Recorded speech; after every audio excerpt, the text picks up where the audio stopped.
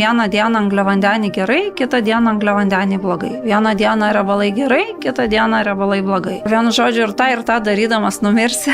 Tai tada atrodo, mat galas, tai valgysiu, kaip išeina, bent smagiau bus. Kai aš pradėjau dirbti prieš 16 metų šitoj specialybėj, tada atrodė, kad problema yra žinių trūkume. Pradėjo žmonės daugiau domėtis palaipsniui. Dabar pasižiūrėjus, kiekvienas portalas turi sveikatos skyrių, yra specializuoti žurnalai, yra labai daug tos informacijos. Ir dabar įvyko atvirkštinis dalykas. Žmonės labai daug žino, bet ta informacija yra labai prieštaringa. Ir kaip paprastam žmogui, net ir nepaprastam, susigaudyti toj visoj situacijai. Ir tada gaunasi, kad kažką bando, tada nesigauna, tada imasi labai drastiškų priemonių. Kuo greičiau laikysios, tuo geriau gausis. Taip, trumpu laikotarpiu, bet ilgu ne. Ir tada žmonėm baisu, ką bedarysi, viskas bus blogai. Tai aš tada nieko nedarysiu, o tas nieko tai yra elgsiuos taip kaip įprastai.